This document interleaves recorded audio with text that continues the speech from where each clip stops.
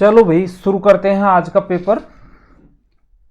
School व्याख्याता भर्ती 2021 की टेस्ट सीरीज जो हमने चालू कर रखी है उसका पहला पेपर है। और इस पहले पेपर में जो इसका जिस्ट है उसे 3-4 प्रश्न मैं आपको पहले बताना चाहूँगा कि ये जो आगे प्रश्न आएंगे उन प्रश्नों को तो देखना ही है। आपको इस पेपर की जो जान है, ये कुछ टर्म मैंने यहाँ लिखा है तो वो आपको जरूर ध्यान रखना है। कमला हैरिस के बारे में आपको जरूर ध्यान रखना है। कमला, इसके बाद में जो है अनीता आनंद का नाम ध्यान रखना है क्योंकि ये प्रश्न आपको मिल जाएगा। ये अनीता आनंद जो है कनाडा की रक्षा मंत्री बनी है। रेखा बोरान जो राजस्थान हाईकोर्ट की जो जज श्रेणी से पहली महिला वो जज बनी है, वकील श्रेणी से, उनका नाम याद रखना है। अवनी लेखरा जो है उनको जो आपका ध्यानचंद खेल रत्न पुरस्कार 12 लोगों को जो हाल ही में मिला है उसमें 2 जो राजस्थानी व्यक्तित्व हैं, अवनी लेखरा और कृष्णा नागर, तो इनका भी नाम आपको ध्यान रखना है। नोटबुक का ध्यान रखना है। आईआईटी दिल्ली के द्वारा जो एक नेत्रहीन व्यक्तियों के लिए, दृष्टिबाधित लोगों के लिए जो एक लैपटॉप बना है वो नोटबुक है, इसका आपका ध्यान रखना है। मेटा टर्म भी आपको ध्यान रखना है क्योंकि हाल ही में जो है वो आपका फेसबुक कंपनी ने अपना नाम चेंज किया है और फेसबुक के बजाय मेटा नाम रखा है, ये आपको ध्यान रखना है। और सोजत की मेहंदी को जीआई टैग मिला है राजस्थान का, बहुत महत्वपूर्ण प्रश्न ये बन सकता है, इसके बारे में ध्यान रखना है। कुछ 3-4 चीजें और आपको याद रखना है कि डीएमआईसी में 39% जो राजस्थान का हिस्सा है वो आपको ध्यान रखना है। अभी हाल ही में राजस्थान सरकार ने जो खिलाड़ी व्यक्तित्व होते हैं, खिलाड़ियों के लिए 2% सरकारी नौकरी में आरक्षण का जो प्रावधान किया है, इस 2% को आपको जरूर याद रखना है। साथ ही राजस्थान सरकार ने हाल ही में जो खेलों में राष्ट्रीय अंतर्राष्ट्रीय स्तर पे जो विशेष उपलब्धियां हासिल करने वाले खिलाड़ियों के लिए जो नकद राशि का जो घोषणा की है उसके बारे में आपको ध्यान रखना है। ये कुछ फिगर हैं। एक, यदि आपका कॉमनवेल्थ आपका जो ओलंपिक और पैरा ओलंपिक में यदि कोई राजस्थान का खिलाड़ी स्वर्ण पदक लेके आता है तो उसको 3 करोड़, रजत पे 2 करोड़ और जो है कांस्य पे 1 करोड़ राशि राजस्थान सरकार के द्वारा दी जाने की घोषणा हाल ही में की गई है। तो ये चीज आपको हालांकि पीडीएफ में मिल जाएगी लेकिन आपको अच्छे से इसको ध्यान में रखना है। दूसरी बात ये ध्यान रखना है कि जो आपका ओलंपिक और पैरा ओलंपिक ही नहीं, यदि कोई एशियन गेम्स में या कॉमनवेल्थ गेम्स में यदि कोई खिलाड़ी, राजस्थान का खिलाड़ी कोई अद्वितीय प्रतिभा का प्रदर्शन करता है, अर्थात जैसे गोल्ड मेडल जीत के लाता है एशियन और कॉमनवेल्थ में, तो 1 करोड़, कांस्य पे जो है रजत पे उसको 60 लाख और कांस्य पे 30 लाख रुपए की नकद राशि राजस्थान सरकार द्वारा दी जाने की घोषणा हाल ही में की गई है। ये चीज भी आपको ध्यान रखना है। 2% का आरक्षण राजस्थान सरकार ने खिलाड़ियों के लिए हाल ही में किया है, वो आपको ध्यान रखना है। और साथ ही ये आपको और ध्यान रखना है कि राजस्थान में जो केंद्रीय मंत्रिमंडल में कितने मंत्री राजस्थान के हैं वो आपको ध्यान रखना है। 3 कैबिनेट और 2 राज्य मंत्री, टोटल 5 मंत्री राजस्थान के केंद्रीय मंत्रिमंडल में अभी हाल ही में है। तो अभी ये कुछ इस पेपर का एक सार था जो करंट से संबंधित बहुत महत्वपूर्ण प्रश्न आपके लिए हो सकते हैं, वो मैंने अभी आपको बताने की कोशिश की। अब चलते हैं डिटेल्ड अपना जो भी है। इससे पहले कि अपन इसका कंप्लीट वीडियो एनालिसिस देखें, मैं थोड़ा सा आपको बता दूं कि अभी हाल ही में हमने असिस्टेंट प्रोफेसर की जो टेस्ट सीरीज आयोजित करवाई थी उसमें 100 प्रश्न आए थे, 50 अंक के थे। 100 प्रश्नों में लगभग 80% मतलब 79 क्वेश्चन हमारे टेस्ट सीरीज में एज इट आए। वो आप हमारे पहले के जो वीडियो हैं यूट्यूब पे वो आप देख के उसको परीक्षण कर सकते हैं, क्वालिटी आप चेक कर सकते हैं। प्रत्येक पेपर जो हम आपको उपलब्ध करवाते हैं उसमें ऑनलाइन टेस्ट भी उपलब्ध करवाते हैं। उसी दिन फिर 7 बजे बाद में आपको उस टेस्ट की आपको रैंकिंग भी बता देते हैं। साथ ही उसका जो कंप्लीट पीडीएफ जिसको आप प्रिंट करवा सकते हैं वो ऑप्शन भी आपके पास उपलब्ध रहता है। और उसका कंप्लीट वीडियो एनालिसिस जैसे अभी हम आपको बता रहे हैं उस तरीके से आपको ये सारी चीज़ें आपको मिलेंगी। यदि आप चाहते हैं इन टाइम समय रहते आप स्कूल व्याख्याता की तैयारी करना चाहते हैं तो आपको निश्चित रूप से बिना सोचे हमारे साथ जुड़ना चाहिए और इस चैनल को सब्सक्राइब कर लो। साथ ही हमारे इसी वीडियो के डिस्क्रिप्शन में हमारे सभी सोशल साइट्स के लिंक दे रखे हैं, वहां से जाके आप हमसे संपर्क कर सकते हैं। चलिए आज की बात करते हैं। हाल ही में फेसबुक कंपनी ने अपना नाम बदलने की घोषणा की है। फेसबुक कंपनी का नया नाम अब क्या है, तो आंसर आपकी स्क्रीन पे है। मेटा इसका जो है नया नाम है, लेकिन आपको ये ध्यान रखना है मेटा कंपनी का नाम है। फेसबुक का नाम अब भी फेसबुक ही रहेगा, जो ऐप है वो तो फेसबुक ही रहेगा, लेकिन फेसबुक कंपनी का नाम फेसबुक से हटा के मेटा कर दिया गया है। 2004 में अमेरिका के कैलिफोर्निया में सिलिकॉन वैली में मेनलो पार्क जो है वहां पे इसकी स्थापना की गई थी। इसके वर्तमान में सीईओ हैं जो मार्क जुकरबर्ग हैं और यूरोपीय दृष्टि से हाल ही में इसकी घोषणा की गई है और नाम बदल के कंपनी का मेटा नाम रखा गया है। ये आपको आंसर मार्क करना था, मेटा। रेखा बोरान के बारे में अभी मैंने आपको 4 नाम बताए थे। रेखा बोरान, आपको एक अनीता आनंद, कमला हैरिस। ये कुछ कमला हैरिस का मैं बताना भूल गया था। हाल ही में जो अमेरिकी भारतीय मूल की अमेरिकी उपराष्ट्रपति हैं कमला हैरिस, उनको व्हाइट हाउस से निकालने की, उनकी लोकप्रियता की वजह से व्हाइट हाउस से निकालने की जो चर्चाएं चल रही हैं, इस वजह से ये मामला तूल पकड़ता जा रहा है और हो सकता है कि आपकी परीक्षा में कमला हैरिस से संबंधित कोई प्रश्न पूछे। यहां पे रेखा बोरान का नाम पूछा है कि राजस्थान में उच्च न्यायालय में हाल ही में नियुक्त महिला न्यायाधीश का नाम क्या है, तो वो आपका रेखा बोरान है। बहुत महत्वपूर्ण प्रश्न है, आप इसको अच्छे से याद रखना। राजस्थान हाईकोर्ट में कुल 50 जजों के पद स्वीकृत हैं, जिसमें 29 पद जो हैं अब भरे हुए हैं। रेखा बोरान राजस्थान की वकील कोटे से पहली महिला न्यायाधीश हैं, जबकि पहली महिला न्यायाधीश कांता भटनागर है। तो आपको यह ध्यान रखना है, पहली महिला न्यायाधीश राजस्थान हाईकोर्ट पूछे तो कांता भटनागर बताना है, और पहली महिला न्यायाधीश वकील कोटे से पूछे तो आपको ये रेखा बोरान बताना है। ये आपको ध्यान रखना है। किस भारतीय मूल की महिला को हाल ही में कनाडा का रक्षा मंत्री बनाया गया? अभी मैंने आपको बताया था, अनीता आनंद को कनाडा की जो है रक्षा मंत्री बनाया है। ये आपको ध्यान रखना है, अनीता आनंद आपका आंसर इसमें होना था। हाल ही में राजस्थान के किस खिलाड़ियों को मेजर ध्यानचंद पुरस्कार से सम्मानित किया गया है, नामांकित किया गया है? तो आपको ये ध्यान रखना है, मेजर ध्यानचंद पुरस्कार जो है वो आपको इसका 2 नाम आपको ध्यान रखना है। हाल ही में 12 व्यक्तियों को इसमें नामांकित किया गया है, 11 व्यक्तियों को, जिसमें 2 राजस्थान के हैं, अवनी लेखरा और कृष्णा नागर। आपको इसका आंसर करना था। नीरज दहिया, रवि दहिया, नीरज चोपड़ा, रवि दहिया, PR श्रीजेश, लवलीना, सुनीत छेत्री, ये सारे लोग वो हैं जिनको ध्यानचंद खेल रत्न पुरस्कार मिला है। लेकिन राजस्थान का खेल रत्न 2 बार मिला है इनको, एक बार राज्यवर्धन सिंह को और देवेंद्र झांझड़िया को। ये आपको ध्यान रखना है। अभी प्रशासन गांव के संग और प्रशासन शहरों के संग एक कार्यक्रम राजस्थान सरकार के द्वारा चलाया जा रहा है, जिसमें प्रशासनिक जो अधिकारी हैं वो गांव जगह जगह ग्राम पंचायत और शहर वहाँ जाके लोगों की सामाजिक समस्याएं, व्यक्तिगत समस्याएं, जो भी प्रशासनिक दिक्कतें हैं उनको हल करने के लिए एक कैंप टाइप लगाए जा रहे हैं। और वो जो शुरुआत हुई है वो 2 अक्टूबर 2021 से शुरू हुआ है और 27 दिसंबर 2021 तक ही चलेगा। तो ये डेट्स आपको अच्छे से ध्यान रखनी है। निम्न में से राजस्थान के किस खेल प्रशिक्षक को द्रोणाचार्य अवार्ड हाल ही में दिया गया है? तो बहुत महत्वपूर्ण प्रश्न है, राजस्थान से संबंधित है। और हाल ही में जो ट्रेंड देखने को मिल रहा है वो ये है कि राजस्थान से संबंधित कोई भी पर्सनालिटी है उसके प्रश्न ज्यादा पूछे जा रहे हैं। महावीर सैनी आपको इसमें आंसर करना था। 7वां प्रश्न, निम्न में से किस राजस्थानी वस्तु को हाल ही में भौगोलिक सूचकांक GI टैग मिला है? और ये दोबारा रिपीट हो गया है।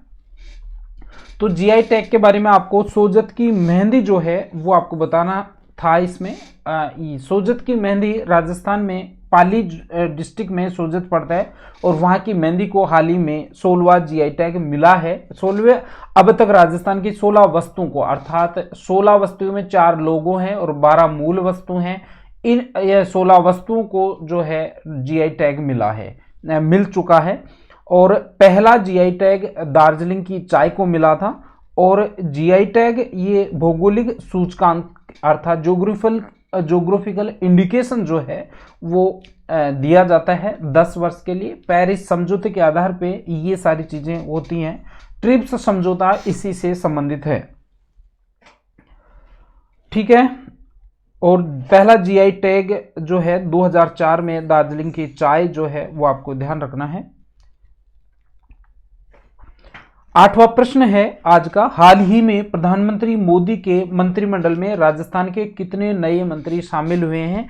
मैंने आपको पहले भी बताया 3 कैबिनेट और 2 राज्य मंत्रियों के नाम और उनके मंत्रालय आपको अच्छे से ध्यान रखना है कि कौन से मंत्री को कौन सा पद दिया गया है और कब से वो मंत्री हैं। तो वर्तमान में 5 मंत्री हैं, 3 कैबिनेट है, 2 राज्य मंत्री हैं। पहला अश्वनी वैष्णव जो जोधपुर में है, रेल मंत्री हैं, संचार और इलेक्ट्रॉनिक सूचना और प्रौद्योगिकी मंत्री हैं। भूपेंद्र यादव जो हैं वो अजमेर से हैं, वन पर्यावरण और जलवायु परिवर्तन मंत्री और श्रम एवं रोजगार मंत्री हैं। गजेंद्र सिंह शेखावत जोधपुर के हैं जिनको जल शक्ति मंत्रालय दिया गया है।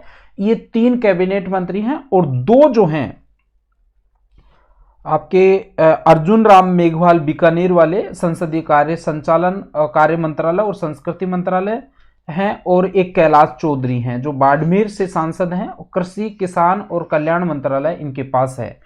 एक चीज आपको और ध्यान रखना है, अभी अमित शाह जो हैं उनको एक नया मंत्रालय दिया गया है जो पहली बार गठित हुआ है, सहकारिता मंत्रालय। तो वर्तमान में केंद्रीय सहकारी जो मंत्री हैं, सहकारिता मंत्रालय अमित शाह के पास है। ये चीज भी आपको ध्यान रखना है। और हाल ही में प्रधानमंत्री मोदी के 43 नए मंत्री शामिल किए हैं जिसमें 11 महिला मंत्री हैं। और राजस्थान से कोई सी भी महिला को इसमें मंत्रालय में नहीं रखा गया है। केंद्र में केवल 5 मंत्री जिसमें 3 कैबिनेट और 2 राज्य मंत्री राजस्थान का प्रतिनिधित्व कर रहे हैं। अगले प्रश्न की तरफ चलते हैं। भारत को हाल ही में एक बार फिर से सुरक्षा परिषद में अस्थायी सदस्य नामांकित किया गया है। प्रश्न में पूछा गया था कि इससे पहले अर्थात वर्तमान में जो इनको अस्थायी सदस्य के रूप में भारत को नामांकित किया गया है उससे पहले कितनी बार भारत ये जो आपका सुरक्षा परिषद का स्थायी सदस्य रह चुका है। तो वर्तमान में 8वीं बार उनका चुनाव हुआ है। तो इसका मतलब यही है सीधा सीधा कि वर्तमान से पहले 7 बार और रह चुका है। ये आपको ध्यान रखना है। हाँ, इसमें आपको 7 बार आंसर करना था, ठीक है। इसके बाद में 5 स्थायी और 10 अस्थायी सदस्य, और ये सारी जो डिस्क्रिप्शन है आपको PDF में मिल जाएगी जो हम आपको शेयर कर देंगे, वहां से आप पढ़ सकते हैं। हाँ, ये एक थोड़ा सा इसमें फैक्ट और ध्यान रख लेना, 192 देशों ने इसमें भाग लिया था और 184 देशों ने, ये प्रश्न पूछा जा सकता है कि भारत के पक्ष में कितने लोगों ने वोट कास्ट किया, कितने देशों ने वोट कास्ट किया। तो 184 जो कंट्रीज है उन्होंने ये भाग लिया था।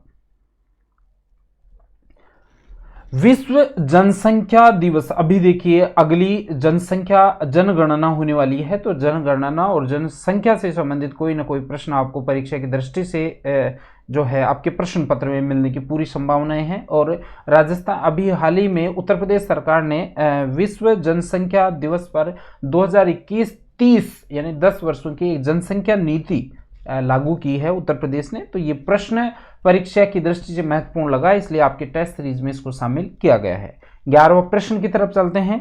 निम्नलिखित कथनों पर विचार कीजिए। भारतीय संविधान की 10वीं अनुसूची दल बदल के आधार पर निर्वाचित सदस्यों की अयोग्यता का प्रावधान करती है। दल बदल विरोध कानून के तहत अयोग्य घोषित सदस्यों के लिए आगामी 5 वर्षों तक चुनाव लड़ने पर रोक लगा दी जाती है। अब यहां पे आपको बताना है, तीसरा स्टेटमेंट और देखिए, किसी राजनीतिक दल के निर्वाचित सदस्यों में से कम 1/3 सदस्यों द्वारा दल बदल पर विलय माना जाता है। इसका मतलब ये है कि ये जो पहला स्टेटमेंट है वो गलत है और आगे के 2 स्टेटमेंट कौन से सही नहीं है। पहला सही है और दूसरा और तीसरा सही नहीं है, क्योंकि यहां पे आपको ध्यान रखना है दल बदल विरोधी कानून संसद या विधानसभा के सदस्यों के एक पार्टी से दूसरी पार्टी में शामिल होने पर दंडित करने का प्रावधान इसमें है।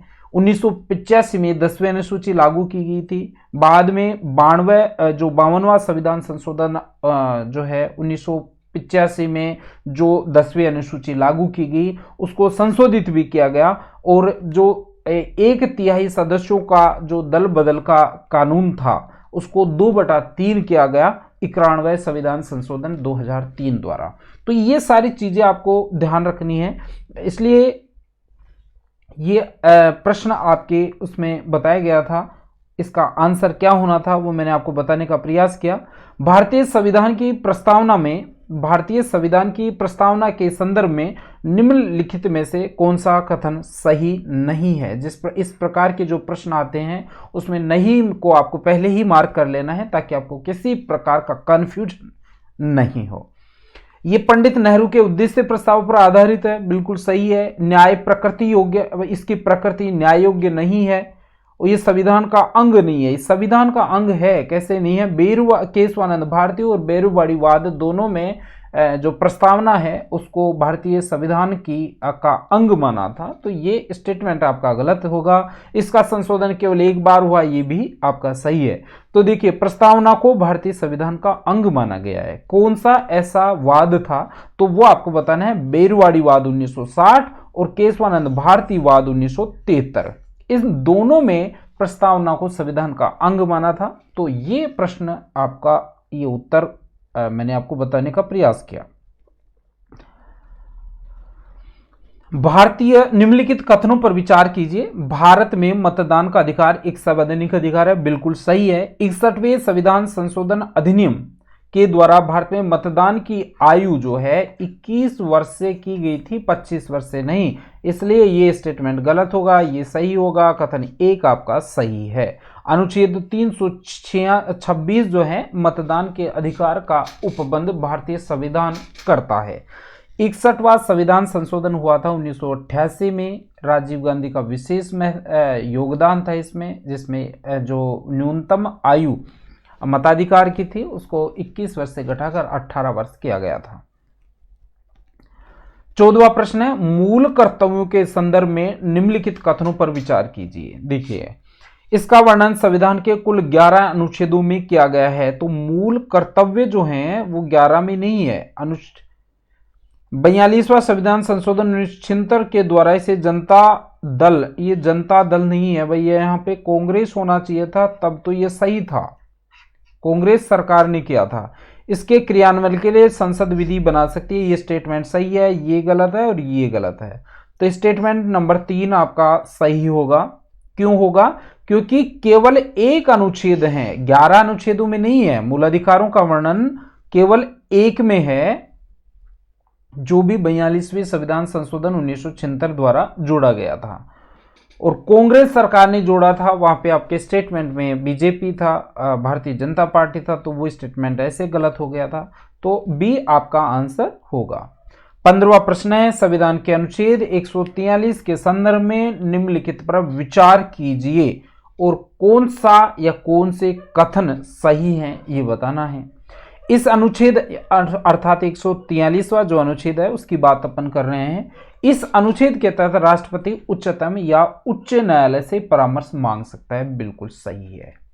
अनुच्छेद 143 ये कहता है कि यदि भारत का राष्ट्रपति उचित समझे तो सुप्रीम कोर्ट से वो किसी भी विषय पे सलाह ले सकता है, लेकिन उस सलाह को मानना बाध्यकारी नहीं है।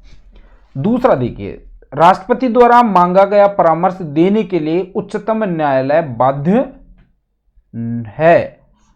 उच्चतम न्यायालय तो बाध्य है।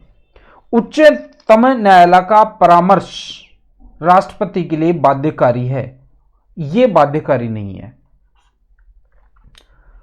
सही है। तो इसमें देखिए, इस अनुच्छेद में राष्ट्रपति उच्चतम या उच्च न्यायालय जो है, उच्च न्यायालय के पास ये शक्ति नहीं है, तो ये स्टेटमेंट आपका गलत होगा। राष्ट्रपति द्वारा मांगा गया परामर्श देने के लिए उच्चतम न्यायालय बाध्य नहीं है, बाध्य नहीं है। न तो जो राष्ट्रपति है वो बाध्य है सलाह को मानने के लिए, और न ही सुप्रीम कोर्ट बाध्य है राष्ट्रपति को सलाह देने के लिए। और उच्चतम न्यायालय का परामर्श राष्ट्रपति के लिए नहीं, बाध्यकारी तो न तो राष्ट्रपति के लिए है न सुप्रीम कोर्ट के लिए, और यहाँ पे जो हाई कोर्ट है उसका तो कोई संबंध ही नहीं है। तो स्टेटमेंट तो सारे ही गलत हैं इसमें, तो आपका आंसर डी इसमें हो जाएगा।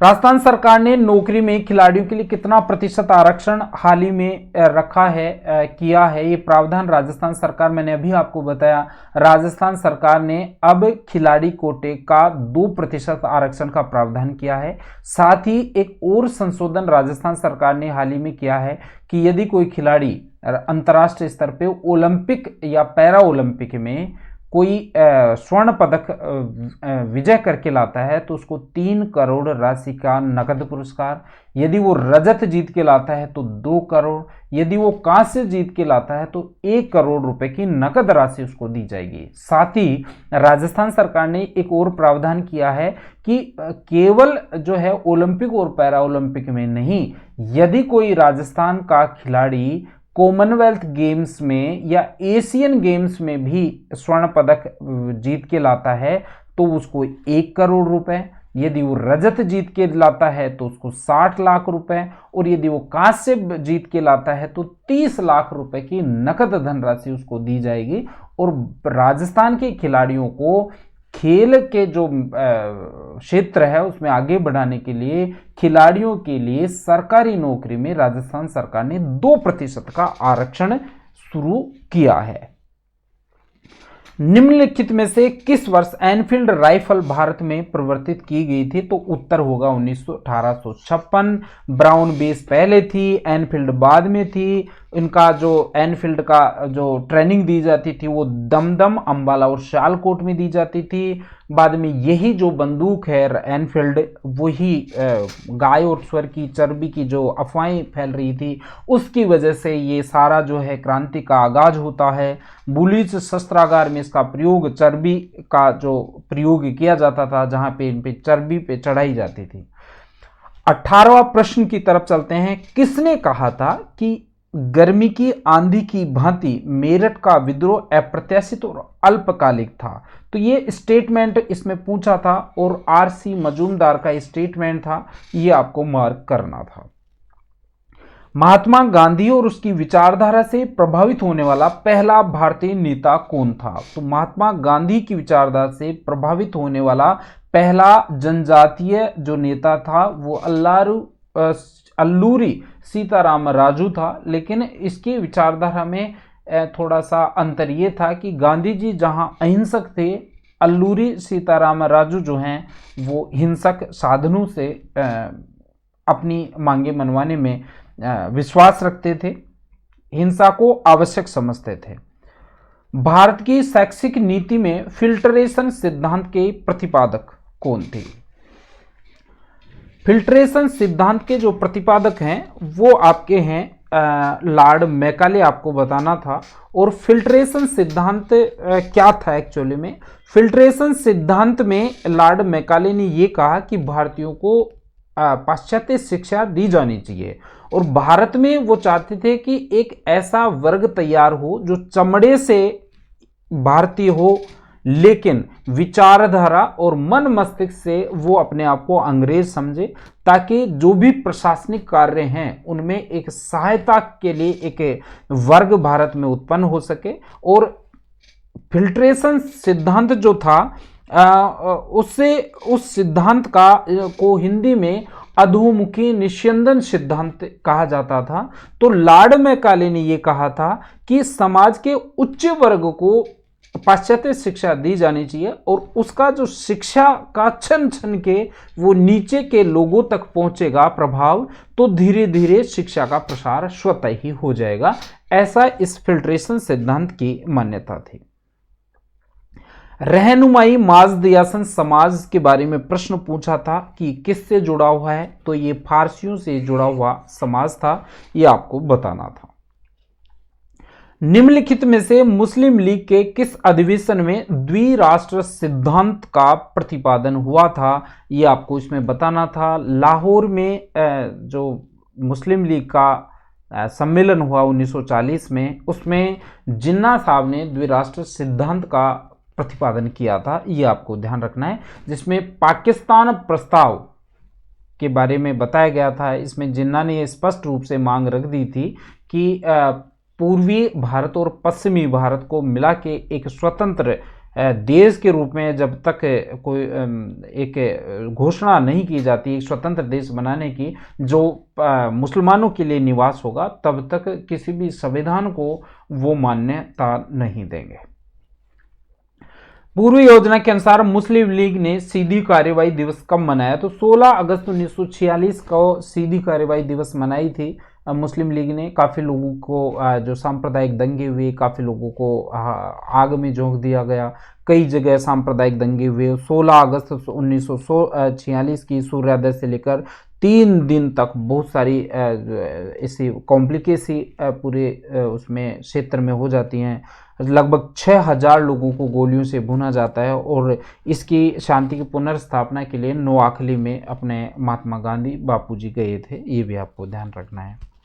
24वां प्रश्न आपके टेस्ट सीरीज में पूछा था कि दक्षिणी अफ्रीका में सत्याग्रहियों के परिवार को निवास स्थान देने और उनको संपोषित होने का एक मार्ग उपलब्ध करवाने हेतु गांधी जी ने अपने जर्मन वास्तुकार मित्र कार्लेन बाख की सहायता से केंद्र की स्थापना की थी और उन प्रवर्ती गांधी आश्रमों को पुरोगामी बनाया गया था। देखिए, एक तो कार्लेन बाख हैं, वो जर्मनी के थे और महात्मा गांधी के बहुत अच्छे मित्र थे। हालांकि कुछ ऐसे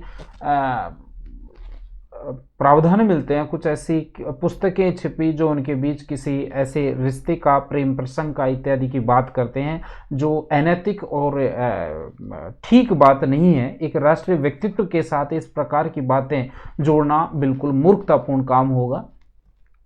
कार्लेन बाख जर्मनी के थे और जो है इन एक बॉडी बिल्डर थे और एक जिम का संचालन किया करते थे और महात्मा गांधी जी से आत्मिक रूप से जुड़े हुए थे। तो ये इसमें प्रश्न पूछा था कि भारतीय राष्ट्रीय आंदोलन में महत्वपूर्ण भूमिका कार्लेन बाख ने निभाई थी और निम्नलिखित में से कौन सा एक केंद्र वह था जिसकी सहायता कार्लेन बाख की सहायता से की गई थी? तो वो टोलस्टॉय फॉर्म है, वो आपको आंसर इसमें बताना था। ठीक है, इसके शिल्पकार भी थे और रतन टाटा ने इस जो संस्था है उसकी स्थापना में 25,000 की आर्थिक सहायता दी थी। हैदराबाद के निजाम ने भी कुछ भेजा था, मुस्लिम लीग ने भी कुछ सहायता उपलब्ध करवाई थी। इस प्रकार ये आपका प्रश्न होता है। 25वां प्रश्न है, असहयोग आंदोलन के संदर्भ में किसकी अध्यक्षता में अखिल भारतीय महाविद्यालय विद्यार्थी सम्मेलन नागपुर में दिसंबर 1920 में हुआ था? तो वो है आपका आंसर होगा लाला लाजपत राय और इसकी अध्यक्षता जो है, इसका जो उद्घाटन हुआ था वो 25 दिसंबर 1920 को हुआ था। निम्नलिखित में से किन्होंने गांधी इरविन समझौते पर हस्ताक्षर करवाए थे? मोतीलाल नेहरू का इसमें कोई योगदान था नहीं था। तेज बहादुर सप्रू थे, मदन मोहन मालवीय नहीं थे और M.R. जयकर थे। तो आपका आंसर जो होगा 2 और 4 इसमें आंसर हो जाएगा। ठीक है, हवा महल के बारे में प्रश्न पूछा था कि निम्न में से कौन सा कथनों पर विचार करना है और सत्य कथन की आपको पहचान करनी है। तो यहाँ पे कथन तो सारे ही सही हैं, लेकिन सर्वोत्तम उत्तर होगा आपका 2, 3 और 4, सॉरी 1, 3 और 4। ठीक है, ये आपका आंसर होगा। महल की नींव में चूने का प्रयोग नहीं है। 853 झरोके हैं। ये खिड़कियां बताते हैं, झरोके और खिड़कियों में थोड़ा सा आप देख लेना। और हवा महल में कुल 7 मंजिलें हैं, शिल्पकार लालचंद उस्ता हैं, ये सारी चीज़ें हैं। 5 मंजिला है और इसमें आपको थोड़ा सा और ध्यान रखना है कि वास्तुकार उसकी जो ऊंचाई के बारे में ये सारी आपको PDF में मिल जाएगी, आप इसको देख लेना, सारी चीज़ें इसमें एक्सप्लेन की हुई हैं। 28वां प्रश्न है, निम्न में से कौन इंग्लैंड के राजा एडवर्ड सप्तम के राज्यारोहण समारोह में शामिल होने इंग्लैंड गए थे? तो आपका उत्तर होगा इसमें माधो सिंह द्वितीय। ये राम सिंह द्वितीय के दत्तक पुत्र थे और इनका बचपन का नाम कैम सिंह थे और ईसरदा के ठाकुर के ये दूसरे पुत्र थे। लेकिन भाग्योदय जब होता है उसका कोई पूर्व चिन्ह स्पष्ट रूप से दिखता नहीं है। कैम सिंह बाद में माधो सिंह द्वितीय के नाम से जयपुर की राजगद्दी पे बैठे थे। 29वां प्रश्न, चाहे आप ट्रेडिशनल क्वेश्चन मानिए चाहे करंट से संबंधित प्रश्न पूछिए, अभी एक परीक्षा हुई थी जिसमें प्रश्न यही पूछा गया था सेम, लेकिन उसमें आपको कृष्णा कुमारी का विकल्प नहीं था। प्रश्न पूछा था निम्न में से कौन भारत की अंतिम राजमाता थी जिनकी हाल ही में निधन होने के कारण चर्चित रही। तो प्रश्न में उत्तर तो आपको महारानी गायत्री देवी देना है, लेकिन गायत्री देवी के बाद में जो जोधपुर की कृष्णा कुमारी हैं वो हनुमंत सिंह की पत्नी हैं, और हनुमंत सिंह की पत्नी होने की वजह से कृष्णा कुमारी तो राजमाता हुई। तो यदि किसी प्रश्न में आपको कृष्णा कुमारी गायत्री देवी नहीं मिले तो आपको कृष्णा कुमारी उसमें बताना है। ये कूच बिहार की थी, आपको ये ध्यान रखना है, कूच बिहार की राजकुमारी थी और राजस्थान की प्रथम सांसद थी। ये एक्स्ट्रा फैक्ट हैं जो आपको मिल जाएंगे पीडीएफ में। चूड़ावत मांगे सैनानी सर काट दियो सतरानी, ये स्टेटमेंट पूछा था किसका है, तो आपको ध्यान रखना है सहल कंवर है। हाड़ा बूंदी के हाड़ा शासकों की एक बेटी थी सहल कंवर, उन्होंने अपने पति रावल रतन सिंह के द्वारा अपनी निशानी मांगे जाने पर अपने पति को पथ भ्रमित नहीं हो इसकी वजह से अपना ही सिर कलम करके उसको निशानी के रूप में भेजा था। आपको पता है जब किशनगढ़ की राजकुमारी और राय सिंह का जो प्रकरण होता है, उधर से दिल्ली के मुगल सम्राट औरंगजेब अपना डोला भेजता है, उस संदर्भ में ये सारी कहानी मैंने आपको तथ्यात्मक फैक्ट के साथ जो है मैंने आपको बताई थी, वो आप देख लेना। राजस्थान में सालार के वन कहाँ वितरित हैं, तो आपका उत्तर बताना था अलवर, उदयपुर, सिरोही और अजमेर। राजस्थान के किस प्रदेश में वर्टिसोल पाई जाती है? वर्टिसोल मिट्टी की क्या होती है एक्चुअली में, जैसे ही वर्टिसोल मिट्टी सूख जाती है तो उसमें दरार पड़ जाती है बीच बीच में, तो वो दरारों से संबंधित आपको वर्टिसोल मिट्टी पाई कहाँ जाती है, तो आपको ध्यान रखना है कि इस प्रकार की दरारें वहीं पाई जाएंगी जहां पे काली मिट्टी होगी। तो हाड़ौती का मैदान आपको इसमें आंसर करना था। निम्न में से कौन सा जिला व शुभंकर असुमिलित है? आप ये ध्यान रखना भाई, ये इसमें राजहंस डाल ही दिया गया ये ऑपरेटर।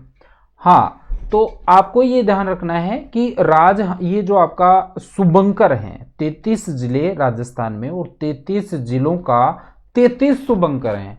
अब आपको इनको याद करना ही पड़ेगा, रटना पड़ेगा, क्योंकि ज्यादातर परीक्षाओं में कहीं ना कहीं ये शुभंकर वाले प्रश्न निश्चित रूप से आपको देखने को मिल जाएंगे।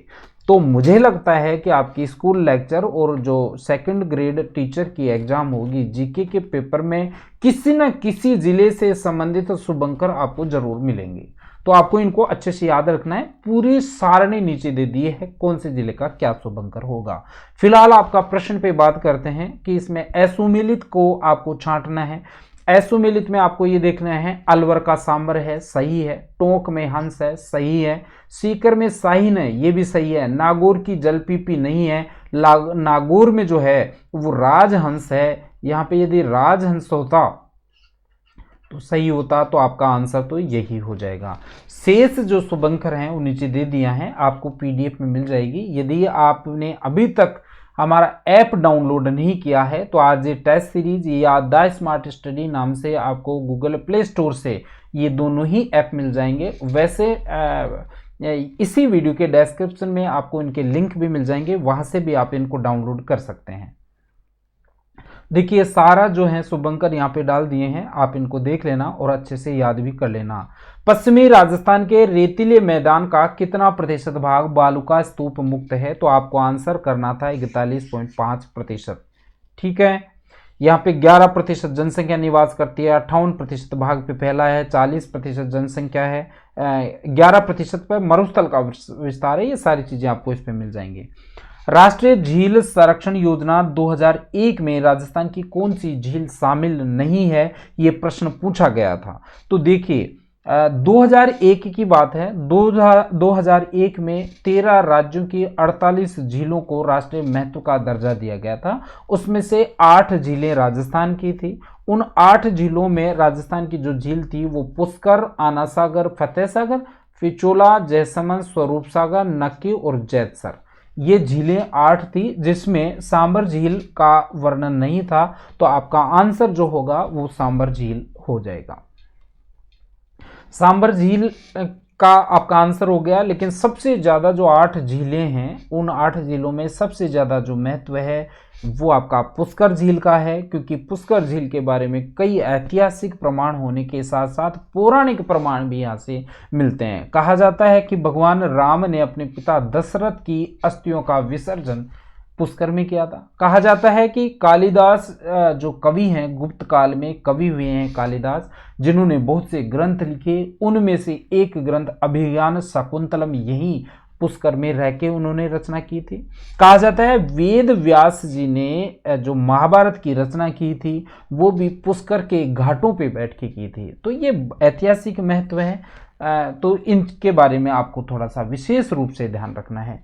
श्यामपुरा व भाट नहरें निकलती हैं, ये प्रश्न पूछा गया था। प्रश्न का उत्तर आपको जयसमंद झील बताना था।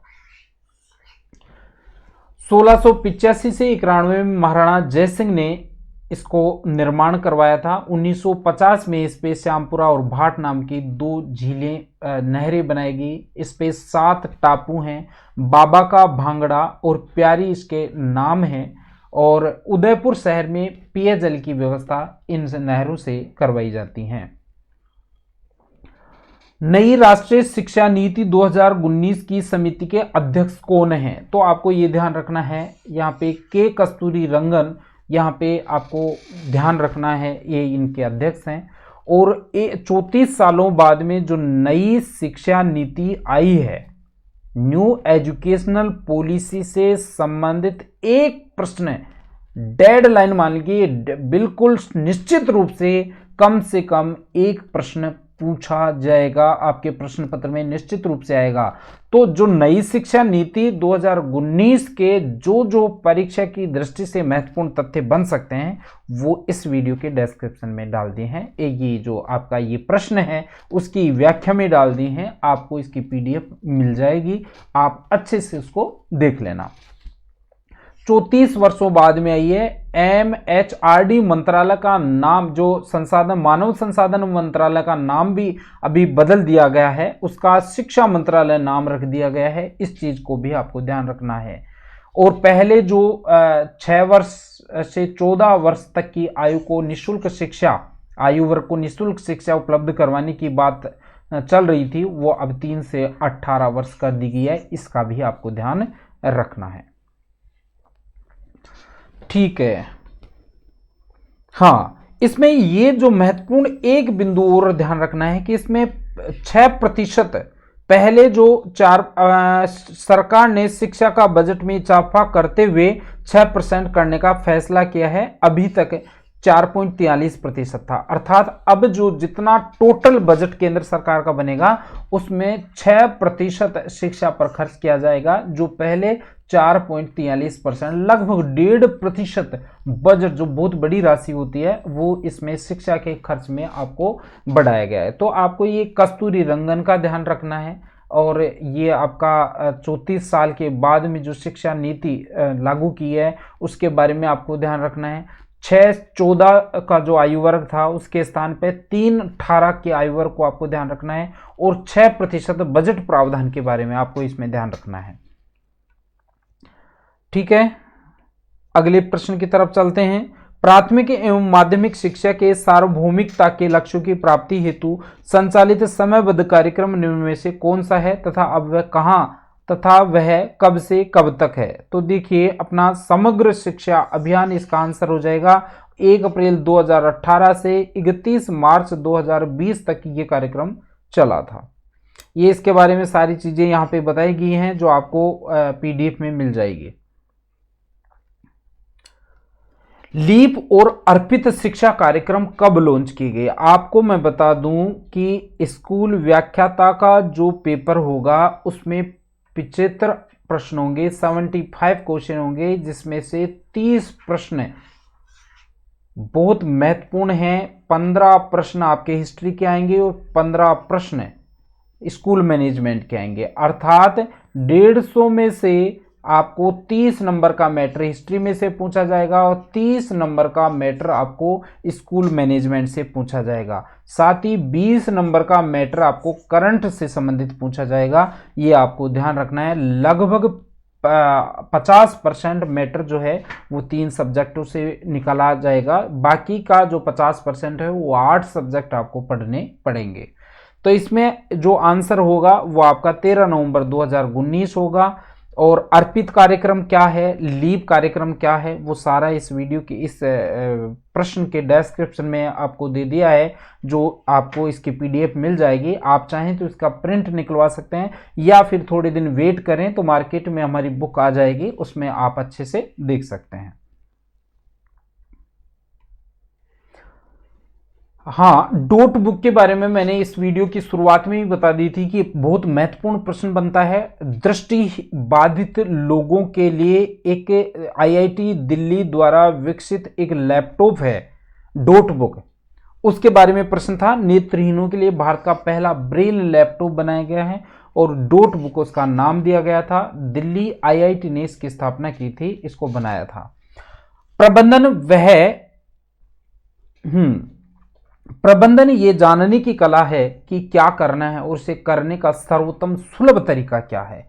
ये परिभाषा प्रश्न पत्र में पूछी गई थी। इस परिभाषा का जो रचयिता है वो किम्बाल, आपका आंसर उसमें मार्क करना था।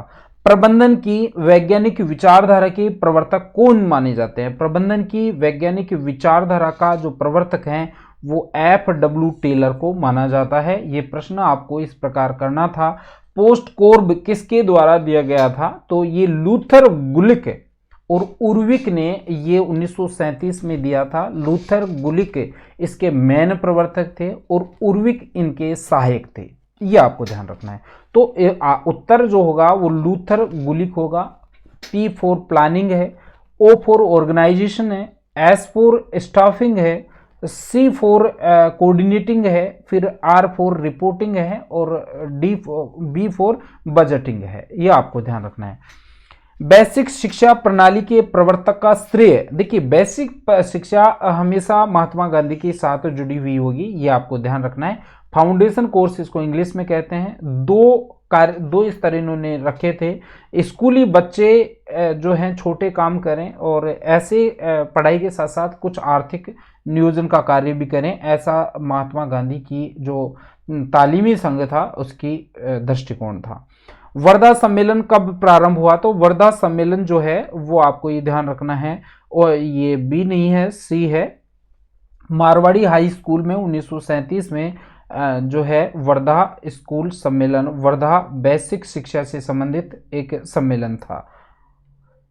इसके साथ ही जाकिर हुसैन समिति को आपको इसमें पढ़ लेना है। जाकिर हुसैन समिति निश्चित रूप से कहीं ना कहीं आपको स्कूल मैनेजमेंट में देखने को मिलेगी, ये आपको देख लेना है। शिक्षा को समवर्ती सूची बनाया गया था, प्रश्न ये पूछा गया था 1976 में शिक्षा को समवर्ती सूची का विषय बनाया गया था। अर्थात अब जो है समवर्ती सूची का अर्थ यही है कि किसी विषय पे राज्य सरकारें भी अपना कानून बना सकती हैं और केंद्र सरकार भी अपना कानून बना सकती है। लेकिन जब एक ही विषय पे केंद्र सरकार और राज्य सरकार दोनों साथ मिलके अर्थात सेपरेटली यदि कोई कानून बना देते हैं तो प्राथमिकता जो है वो केंद्र सरकार के द्वारा बनाई गई जो है कानून को मिलेगी, ये आपको ध्यान रखना है। स्कूल स्तर पर व्यक्तिगत दक्षता के विकास, नवाचार और सृजनशीलता के लिए उपयुक्त प्रबंधन कौन सा है? तो स्वनियोजन जो है वो आपको आंसर करना था। स्कूल स्तर पर व्यक्तिगत दक्षता के विकास एवं नवाचार एवं सृजनशीलता के लिए स्वनियोजन आपका उपयुक्त प्रबंधन है। न्यूपा राष्ट्रीय शैक्षिक योजना एवं प्रशासनिक विश्वविद्यालय का उद्देश्य नहीं है। तो शैक्षिक प्रशिक्षण कार्यक्रम का निरीक्षण करना उसका उद्देश्य नहीं है, गुणवत्ता का विकास करना उसका उद्देश्य है। शैक्षिक जानकारी कार्यक्रम सेवाएं प्रदान करना उनका कार्यक्रम है। EMIS का क्रियान्वयन और मूल्यांकन करना भी है। अब ये राष्ट्रीय शैक्षिक योजना एवं प्रशासन से संबंधित क्या क्या महत्वपूर्ण बातें हो सकती हैं जो परीक्षा की दृष्टि से महत्वपूर्ण हो, परीक्षा में पूछे जाने की संभावना हो, सारा इसके नीचे डाल दिया है, आप इसको अच्छे से पढ़ लेना। EMIS का पूरा नाम क्या है? Educational management information system. EMIS का आपको आंसर मार्क करना था। विद्यालय योजना निर्माण का सिद्धांत नहीं है। विद्यालय निर्माण योजना का जो सिद्धांत है भावी कठिनाइयों को सुनिश्चित करना है, संसाधनों की उपलब्धता का सिद्धांत भी है, लेकिन सूक्ष्म स्थूल से सूक्ष्म ज्ञान नहीं है, सूक्ष्म से स्थूल ज्ञान इसका सिद्धांत है। तो ये आपका आंसर हो जाएगा सी। शाला विकास के लिए शाला आयोजना की सिफारिश किसने की थी? तो शाला आयोजना की सिफारिश जो है कोठारी शिक्षा आयोग 1964-65 ने की थी। शिक्षा मैनेजमेंट में, स्कूल मैनेजमेंट में कोठारी शिक्षा आयोग और नई जो शैक्षिक पॉलिसी है, शिक्षा नीति है 2019 वाली, उसमें से निश्चित रूप से मान के चलिए एक एक प्रश्न आएगा। तो इन चीजों को आपको अच्छे से देख लेना है। लगभग सारे फैक्ट, तथ्य जो परीक्षा की दृष्टि से महत्वपूर्ण बनते हैं, नई शिक्षा नीति के भी और कोठारी शिक्षा आयोग के भी इसी के व्याख्या में डाल दिए हैं। आप इनको अच्छे से पढ़ लेना। ये कोठारी शिक्षा आयोग में क्या क्या है, कौन से वर्ष तक प्राथमिक शिक्षा दी जानी चाहिए, किस प्रकार विद्यालय शिक्षा होगी, उच्च शिक्षा कितने साल की होगी, ये सारी चीजें इसमें दे रखी हैं, ये आपको देख लेना है। एक नज़र में ही किसी गांव की शैक्षिक स्थिति का ज्ञान प्राप्त करने के लिए आवश्यक है वो आपका है नक्शा नजरी या नजरी नक्शा, दोनों में से कोई सा भी आप मान सकते हैं। ये नक्शा नजरी स्कूल मैपिंग का बुनियादी घटक है और एक नज़र में गांव की स्थिति को बता देता है। ये स्कूल मैपिंग का शक्तिशाली उपकरण है, ये आपको ध्यान रखना है। रेल पटरियों के नीचे चौड़े लकड़ी के पट्टे क्यों बिछाए जाते हैं? साइंस के 4 प्रश्न आएंगे भाई, आपको ध्यान रखना है। जो आपकी स्कूल व्याख्याता की परीक्षा है उसमें 4 प्रश्न अंग्रेजी के आएंगे, 4 प्रश्न हिंदी के आएंगे, 4 प्रश्न मैथ्स के आएंगे, 4 प्रश्न साइंस के आएंगे, 4 प्रश्न आपके लॉजिकल रीजनिंग के आएंगे। तो इस प्रकार आपको ये ध्यान रखना है। विज्ञान के 4 प्रश्न आएंगे, 4 प्रश्नों में से ये पहला प्रश्न है। तो रेल पटरियों के नीचे चौड़े लकड़ी के पटरे क्यों बिछाए जाते हैं? तो रेलगाड़ी के कारण उत्पन्न दाब को घटा सके, इस वजह से ये लगाते हैं। तेजी से घूमती हुई फुटबॉल के बीच वायु में दोलन होना किस सिद्धांत पर कार्य करता है? तो ये जो सिद्धांत है वो बर्नौली के सिद्धांत, बर्नौली के प्रमेय के आधार पर काम करता है। और बर्नौली की प्रमेय क्या कहती है कि जब किसी प्रवाह में तरल का वेग बढ़ाया जाता है तो तरल की जो स्थितिज ऊर्जा है वो घट जाती है और उसके स्थान पे दाब में कमी हो जाती है। यह सिद्धांत डच स्विस वैज्ञानिक डैनियल बर्नौली के नाम पे रखा गया था, जिन्होंने हाइड्रोडायनेमिक्स नामक पुस्तक भी एक लिखी थी। तो ये हाइड्रोडायनेमिक्स जो पुस्तक है उसके बारे में भी आपको अच्छे से ध्यान रखना है। मैंने बताया था 4 प्रश्न आपके गणित के आएंगे और 4 प्रश्न आपके अंग्रेजी के आएंगे। अंग्रेजी का पहला प्रश्न था when it was the time to go to bed see Khalistan out of the line. तो यहाँ पे आंसर जो आपको मार्क करना था वो second form of the verb करना था। ब्लो यानी भुजाना होता है, इसकी सेकेंड फॉर्म आपको ब्लू मार्क करना था। तो सी आपका आंसर हो जाएगा, क्योंकि इसका जो रीजन है वो ये है कि यदि भूतकाल में होने वाला कोई अनुगामी कार्य को बताने में वैन के साथ जुड़ता है साधारण वाक्य में, तो हमेशा मैन वर्ब की सेकेंड फॉर्म का ही प्रयोग किया जाता है, ये आपको ध्यान रखना था। ये पैसिव वॉइस का वाक्य है। The thief Khalistan and sent to jail yesterday, ठीक है, पैसिव वॉइस का वाक्य है, इसलिए आपको प्रेजेंट में वापस जाना है एक्टिव वॉइस में। इज बीइंग कोट आपका इसमें आंसर हो जाएगा। और इसका जो रीजन है क्यों इज बीइंग कोट आया कि 2 अनुगामी कार्यों को बताने में जब एंड के साथ जो क्रिया रूप प्रयोग किया जाता है वही क्रिया रूप एंड से पहले प्रयुक्त होगा, बाद में जो होगा वही रूप पहले आएगा। 57वां प्रश्न है the rich should always help the poor. यहाँ पे एडजेक्टिव आपका प्रीपोजिशन का यूज हुआ है। तो जहां भी कोई जाति का बोध होता है वहां पे आपको द का प्रयोग किया जाता है। तो यहाँ पे पुअर यानी गरीब है, तो यहाँ पे एक समुदाय या जाति का बोध कराने वाली संज्ञा है तो द पुअर यहां पे आ जाएगा, ये आपको ध्यान रखना है। अगला प्रश्न है, मिस्टर राजन लिव्स पटेल नगर जयपुर। यहां पे आपको ध्यान रखना है कि जब भी दो चीजें आए, दो स्थानों का नाम आए, जैसे यहां पे एक तरफ मैंने लिख दिया राजस्थान और एक तरफ लिख दिया जयपुर, दोनों से पहले वो है आपका खालिस्तान है। एक तरफ मैंने जयपुर लिख दिया और एक तरफ लिख दिया आपका जैसे कोई ब्लॉक है, शाहपुरा ब्लॉक है। ये दो ऑप्शन है, मतलब एक बड़ा स्थान है, एक छोटा स्थान है। तो इस प्रकार के वाक्यों में बड़े स्थान छोटे स्थान से पहले हमेशा आपको एट का यूज करना है और बड़े स्थान से पहले आपको इन का प्रयोग करना है। ठीक है, छोटे स्थान से पहले एट का और बड़े स्थान से पहले इन का। तो इन शाहपुरा में और जयपुर में बड़ा कौन है? बड़ा जयपुर है, इन आएगा, और शाहपुरा छोटा है, ब्लॉक है, एट आएगा। इस प्रकार आपको इनको आंसर करना था। ए टीम ऑफ प्लेयर्स हियर, तो यहां पे जो है इज स्टेइंग आपको आंसर मार्क करना था, क्योंकि ये कलेक्टिव नाउन है और कलेक्टिव नाउन में एक वचन के साथ हमेशा वर्ब की जो सिंगुलर फॉर्म है वही यूज होती है। ब्रेड एंड बटर एक यूनिट है, अलग अलग नहीं है, क्योंकि ब्रेड बटर के बिना नहीं खाई जा सकती, एक स्वतंत्र एक यूनिट है, वो आपको ध्यान रखना है। तो यहां पे आपको इज जो है यहां पे वर्ब आएगी। यहां पे एक थोड़ा सा और आपको ध्यान रखना है कि यदि कोई दो नाउन है और दोनों नाउन से पहले दा है, जैसे मान लो आप यहां पे एक लिखा मैंने टीचर और यहां पे एक लिखा मैंने क्लर्क, और यहां पे वर्ब लिखनी है अपने को। आर्टिकल और वर्ब का कोरिलेशन मैं आपको बताने की कोशिश कर रहा हूं। यदि इस टीचर से पहले दा हो, द टीचर एंड क्लर्क, तो इसका मतलब ये टीचर है वही क्लर्क है, क्लर्क का काम भी कर रहा है। तो यहां पे एक बात हो क्लियर है कि ये एक ही आदमी है, एक वचन क्रिया आएगी। लेकिन यदि इस क्लर्क से पहले भी मैं दा लगा दूं तो इसका मतलब टीचर अलग है और क्लर्क अलग है। तो यहां पे इज की जगह फिर आपकी वर्ब जो होगी वो आर आएगी, अर्थात प्लूरल जो वर्ब है वो आएगी। आपको ये ध्यान रखना है। 4 प्रश्न जो हैं वो आपके हिंदी के आएंगे। उसमें पहला प्रश्न आपकी टेस्ट सीरीज में था, निम्न में से कौन सा स्वर संधि का उदाहरण नहीं है? तो स्वर संधि के उदाहरण आपके सुरेश हैं, राजर्षि है, वनौषधि है, लेकिन दिगंबर स्वर संधि का उदाहरण नहीं है, ये आपको ध्यान रखना है।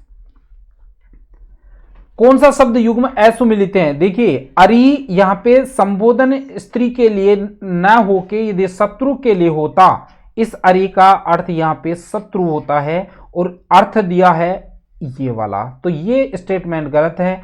अली भूरा होता है, ये सही है। अली सखी होती है, ये भी सही है। और जीला जो है चमक होती है, ये भी सही है।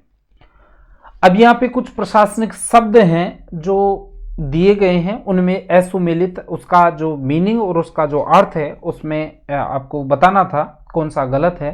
तो प्रोविडेंट फंड आपका भविष्य निधि होता है, इसमें कोई संदेह नहीं करना था आपको।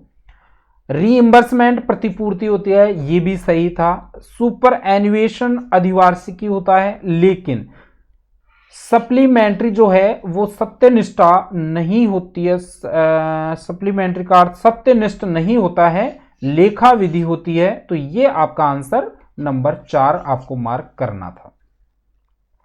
निम्न में से कौन से शब्द की वर्तनी शुद्ध नहीं है? उन्नतशील कोई शब्द ही नहीं होता, उन्नतिशील होता है, ये आपको देख लेना है।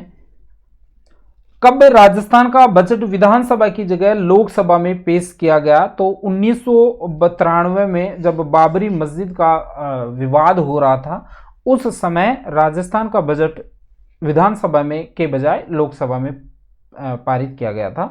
दिल्ली मुंबई औद्योगिक कॉरिडोर के बारे में आपको ध्यान रखना है कि डीएमआईसी का 39% भाग जो है वो राजस्थान से होकर गुजरता है और 1483 किलोमीटर के लगभग इसकी लंबाई है। कुछ आपके रीजनिंग के प्रश्न हैं। रीजनिंग के प्रश्नों में बॉक्स को, अब इसमें आपको कोई विशेष चीज ध्यान नहीं रखनी है। देखो बी को क्या लिखा है, सी ओ डी, अर्थात बी से आगे जो दो अक्षर आते हैं सी ओ डी लिख दिया। डी के आगे दो अक्षर कौन से आते हैं, ओ को क्या लिखेंगे, ओ के आगे पी और क्यू आते हैं। तो यही सारी श्रृंखला आपके एक्स के आगे क्या आते हैं, वाई और जेड है। तो इसी प्रकार आपको हीरो को लिखना है, एच के आगे आने वाले दो अक्षर लिख दो, ई के आगे आने वाले दो अक्षर लिख दो, आर के आगे आने वाले और ओ के आगे आने वाले। तो आंसर आपका ये वाला हो जाएगा। किसी निश्चित सांकेतिक भाषा में शॉर्ट को आइटोस और ड्वार्फ को XEAGS लिखा जाता है, तो उसी भाषा में मैंगो को कैसे लिखा जाता है, ये सारा एक्सप्लेन इसमें किया हुआ है। बी आंसर आपको मार्क करना था। यदि किसी भाषा को रोड को URGD के रूप में लिखा जाता है, स्वयं को इस भाषा में किस प्रकार लिखा जाएगा, सामान्य प्रश्न है, डी ऑप्शन आपका हो जाएगा, ये आपको देख लेना है। मून को 12 लिखते हैं तो नून का कोड क्या होगा, नून का 13 हो जाएगा, और कैसे होगा वो आपको PDF में मिल जाएगा। ये सारा जो है वो आपको देख लेना है। यदि 1 को P, 9 को M, P को K, 8 को R, 3 को D, 6 को F के तौर पे संकेतबद्ध किया जाए तो 8, 5, 1, 9, 3 को संकेतबद्ध कैसे किया जाएगा, ये अंकों का कोड रूप में प्रदर्शित करने का एक तरीका है। बाकी इसमें कोई विशेष ऐसी बात समझाने लायक नहीं है। आंसर आपने मार्क लगभग सबने ठीक किया है। यदि किसी सांकेतिक भाषा में TIR सैक का अभिप्राय ग्रीन एंड टेस्टी है, DIC सैक 4 का अभिप्राय है टोमेटो इज ग्रीन, और VOC TIR 4 का अभिप्राय है फूड इज टेस्टी, तो निम्न में से किस भाषा में अभिप्राय होगा टोमेटो इज टेस्टी। तो ये डी जो है वो आपका आंसर होगा, क्योंकि इसमें पर्टिकुलर सारी चीजें बैठ नहीं रही हैं। किसी घन की भुजा को 2 गुना करने पर उसके आयतन में कितना गुना बढ़ जाएगा, तो इसमें जो फॉर्मूला होता है भुजा क्यूब, अर्थात 2 भुजा है तो 2 की 3 होगी, तो 2 गुना 2 गुना 2, तो 8 गुना आपका आंसर इसमें होना था। 2 बेलनों की त्रिज्याओं का अनुपात 3:4 है और उनकी ऊंचाइयों का अनुपात 2:3 है, तो बताओ उनके आयतनों का अनुपात क्या होगा। तो आयतनों का अनुपात 3.8, 3:8 आपको आंसर करना था। 73वां प्रश्न है, सीरीज में अगले अक्षर की पहचान कीजिए। 4, 18, 100, 180, 294, 448। देखिए कैसे होता है इसमें। 48 में इसमें आंसर होना था और कैसे होना था वो सारा यहाँ पे बता दिया है आपको, तो आप इसको अच्छे से देख लेना। सीरीज को पूर्ण करने के लिए कहा था, सामान्य सीरीज इसमें दी थी, पहला पेपर था, ज्यादा टफ लेवल को लेके नहीं चले इसमें। तो देखिए 509 से 68 पे पहुंचने पे -441 होते हैं, इधर फिर प्लस होंगे, इधर माइनस, इधर प्लस, इधर माइनस, और इधर जो है 21 का वर्ग माइनस हुआ है, 19 का वर्ग जुड़ा है, 17 का वर्ग घटा है, 15 का वर्ग जुड़ेगा और 13 का वर्ग घटेगा। तो आंसर आपका 196 इसमें आंसर आपको करना था। सीरीज को पूर्ण कीजिए। अब ये भी सामान्य सीरीज थी, आंसर आपको 123 करना था। कैसे करना था, 8 से 17 पहुंचने पे 9 जोड़ते हैं, 17 से 34 पे 17 जोड़ते हैं, और 17 से 58 पे 24 जोड़ते हैं, ये जुड़ेगा आपका 30। लेकिन कैसे, अंतर देखिए, इसके और इसके अंतर है 8, और इन दोनों के बीच 7, और इन दोनों के बीच 6, इन दोनों के बीच 5, तो यहां पे आंसर आपका हो जाएगा 123। तो इस प्रकार आज का जो पेपर है उसका कंप्लीट एनालिसिस हमने आपको बताने की कोशिश की। यदि आप वास्तव में स्कूल व्याख्याता बनना चाहते हैं तो आप इंतजार मत कीजिए कि वैकेंसी कब आएगी। आपको पता है 6000 पदों की वैकेंसी जल्द ही आने वाली है, कभी भी आ सकती है, तो आप समय का इंतजार नहीं करें, आप अपनी तैयारी को पूरी रखें। वैकेंसी आते ही अप्रैल तक परीक्षा की प्रक्रिया पूरी हो जाएगी। आपको जिस प्रकार RS प्री में टाइम नहीं मिला, सेम वो की वो स्थिति होने वाली है, इसलिए आप तैयार रहें और टेस्ट सीरीज के माध्यम से ही तैयारी करें। ऑनलाइन स्टडी के बजाय आप यदि खुद अपनी सेल्फ स्टडी करेंगे और टेस्ट जितना ज़्यादा अटेम्प्ट कर पाएँ उतना करने की कोशिश करें। ये स्क्रीन पे हमारे मोबाइल नंबर हैं, डिस्क्रिप्शन में, इसी वीडियो के डिस्क्रिप्शन में हमारी सभी सोशल साइट्स, सोशल लिंक्स और हमारे जो ऐप हैं उनके लिंक आपको मिल जाएंगे, वहाँ से आप उनको डाउनलोड कर सकते हैं और आप हमारे से संपर्क साध सकते हैं। आज के लिए बस इतना ही, मिलते हैं किसी दूसरे वीडियो के साथ, तब तक के लिए अलविदा, धन्यवाद।